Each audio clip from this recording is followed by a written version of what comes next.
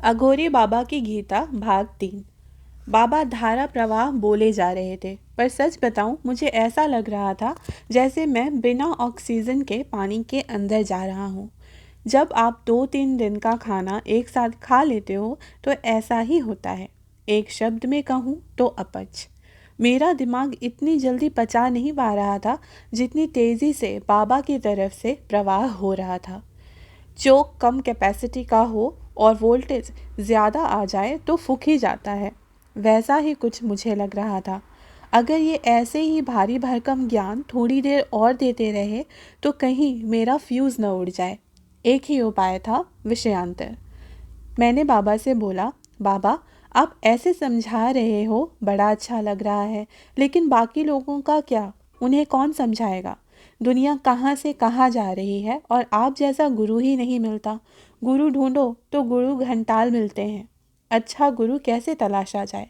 ये एक बड़ी विकट समस्या है जन सामान्य के सामने। इसका क्या समाधान है बाबा?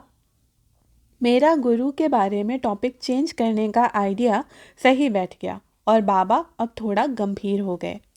क्या तुम्हें पता है शंकराचार्य को उनके गुरु कैसे मिले?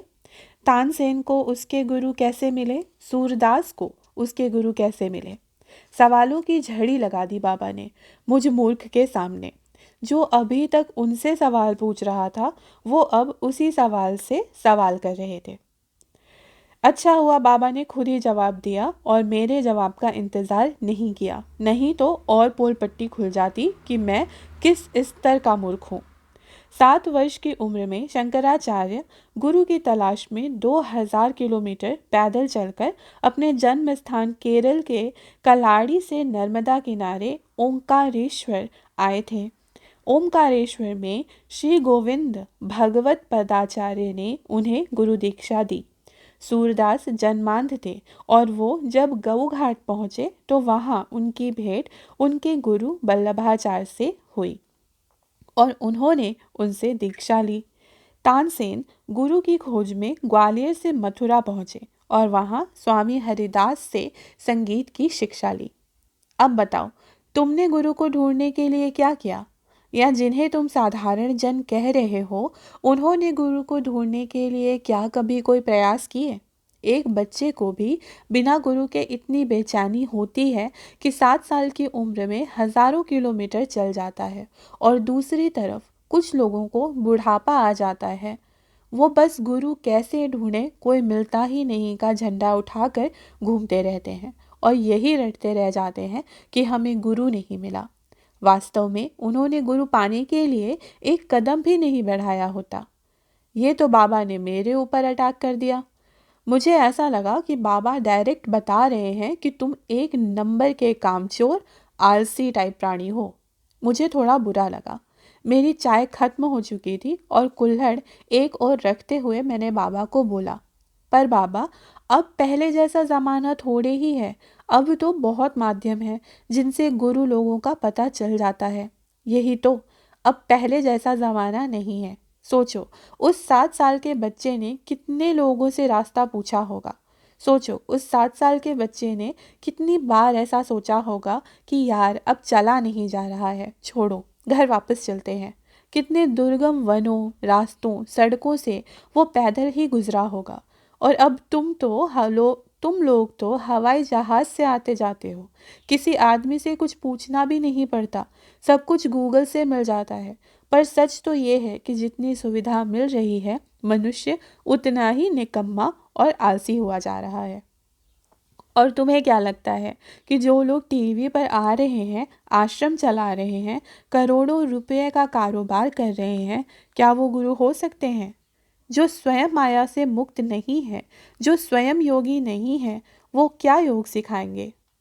जाका गुरु है आंधरा, चेला निरा निरंत, अंधे अंधा ठेलिया, दोनों कूप पड़ंत। अगर गुरु ज्ञानी है तो शिष्य ज्ञानी कैसे हो सकता है? अगर गुरु अज्ञानी है तो शिष्य ज्ञानी कैसे हो सकता है? अंधे को मार्ग दिखाने वाला अगर अंधा मिल जाए तो सही मार्ग कैसे दिखाएगा? इस प्रकार दोनों ही नरक के कुएं में गिरते हैं। गुरु का तो काम है कुम्हार की तरह से तुम्हारे अंदर से बुराइयों को निकाले। जैसे कुम्हार कच्ची मिट्टी के बर्तन से ढेले कंकड़ निकालता है, वैसे ही गुरु भी तुम्हारे अंदर से माया मोह को चुन चुन कर निकालता है। जब घड़ा कच्चा होता है तो कंकड़ निकल जाते हैं, किंतु यदि वह पक जाए तो वो बड़ा ही खराब बर्तन बनेगा। ऐसे ही जो लोग बिना गुरु के बड़े हो जाते हैं, उनके चरित्र में अनेक दोष होते हैं जो उन लोगों को स्वयं भी नहीं पता होते। कोई घमंडी होगा, कोई द्वेष करने वाला होगा, कोई वाचाल होगा, कोई भोगी होगा और कोई कुछ और। जो सच्चा गुरु होगा वो तुमसे कुछ भी अपेक्षा नहीं रखेगा और कम से कम धन की तो कदापि नहीं रखेगा। जो बाबा तुमसे धन की आशा रखता है, यकीन मानो उसका उद्देश्य तुम्हें कुछ देना नहीं, अपितु तुमसे धन निकालना ही है। वो तो ज्ञान को बेचने का दोषी है। गुरु टीवी पर ढूंढने से नहीं मिलेगा, उसके लिए स्वयं प्रयास करना पड़ता है, जैसे बाकी सब लोगों ने किया। जो ढूंढेगा उसे मिलेगा अवश्य। जिन खोजा तिन पाइया, गहरे पानी बैठी, मैं बपुरा बूढ़न डरा, रहा किनारे बैठी।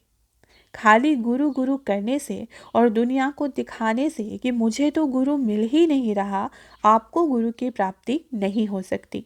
उसके लिए आपको हाथ पैर मारने पड़ेंगे, प्रयास करने पड़ेंगे, तभी गुरु की प्राप्ति संभव है। बाबा बड़ी तेजी से हर समस्या को सुलझा रहे थे, पर मैं क्या करूं? जैसे ही वो एक बात सुलझाते, मुझे उसी बात में एक नई उलझन दिख जाती। मैंने फिर से एक बाउंसर डालने का प्रयास किया।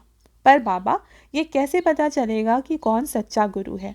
किसको ढूंढा जाए? क्या गुरु का टेस्ट लेना चाहिए? जिस तेजी से सवाल हो रहे थे, उसी तेजी से जवाब भी आ रहे थे।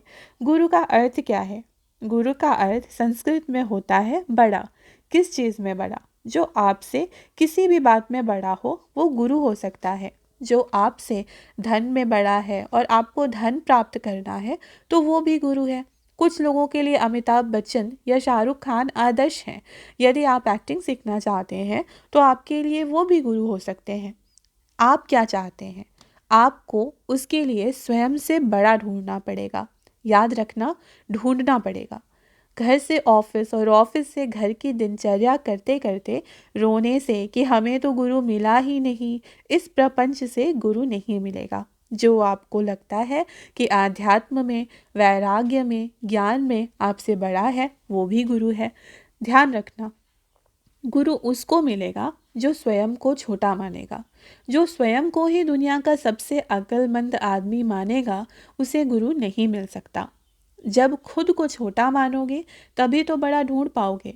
समस्या ये है कि लोग खुद को ही विद्वान मान लेते हैं और गुरु न मिलने की ये एक बड़ी वजह है। शंकराचार्य ने 7 वर्ष की आयु तक अपने अनेक उपनिषद, पुराण, वेद सब पढ़ लिए थे। फिर भी स्वयं को छोटा मानते हुए गुरु की खोज में निकल पड़े। और आज का आदमी जिसने कुछ नहीं पढ़ा है, जो खुद आध्यात्म में कुछ नहीं जानता है, वो भी स्वयं को ब्रह्म समझने लगता है।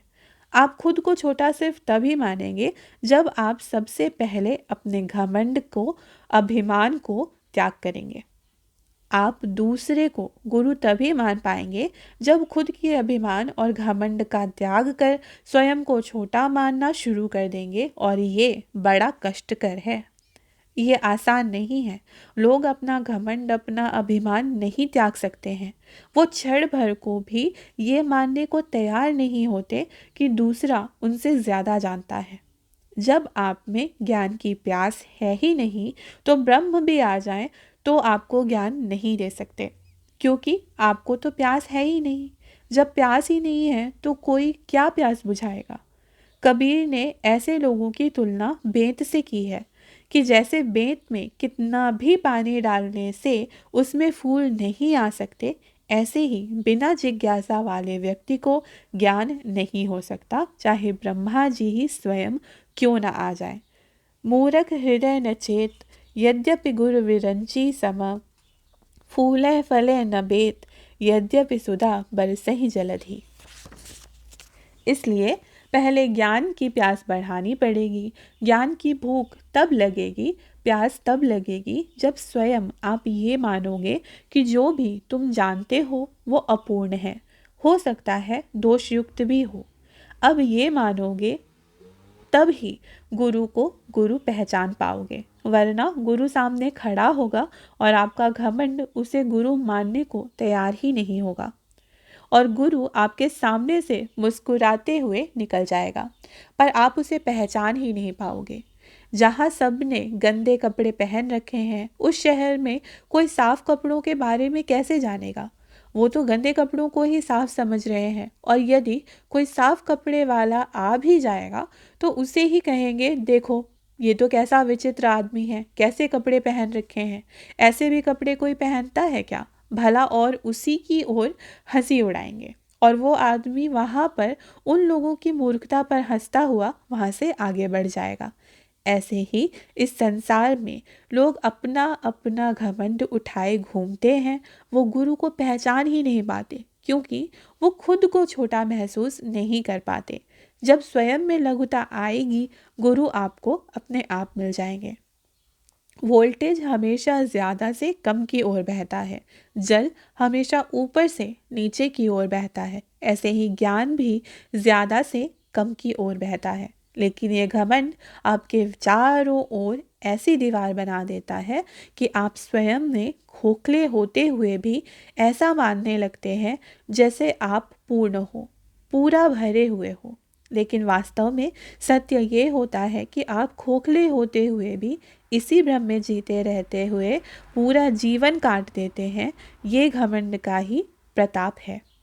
बाबा ने पूर्ण रूप से गुरु की महत्ता और गुरु को ढूंढने का तरीका बता दिया था, और मुझे सही में लगा कि लोग प्रयास तो चवन्नी तक का भी नहीं करते हैं।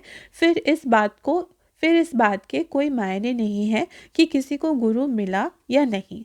नहीं तो जहाँ चाह वहाँ राह तो बचपन से सुनता तो मैं भी आ रहा था। बाबा की बातें मेरी एक एक गुत्थी सुलझा रही थी। जिन सवालों को मैं अनसुलझा ही मानता था, वो गांठें एक एक कर खुलती जा रही थी। मैंने बाबा की तरफ एक प्रश्न और धीरे से लुढ़काया। बाबा, आपने अभिमान का भी प्रयोग किया, घमंड का भी प्रयोग किया, लेकिन अहंकार का प्रयोग नहीं किया। ऐसा क्यों? अहंकार, अभिमान और घमंड में क्या फर्क होता है बाबा? मैं आपकी बातों से मोहित हुआ जा रहा हूँ। कृपा कर मेरा भ्रम दूर करें। सवाल पूछते पूछते अचानक मेरे हाथ बाबा की तरफ जुड़ गए। बाबा अपने ज्ञान का पानी मेरे ऊपर डाले जा रहे थे, लेकिन मुझे वो जिज्ञासा के हवन कुंड में डाली हुई आहुतियां लग रही थी। जैसे जैसे वो मेरे प्रश्नों का शमन कर रहे थे, वैसे वैसे मेरी जिज्ञासा की अग्नि भड़क रही थी। बाबा ने अहंकार, अभिमान और घमंड को समझाते हुए ये कहा,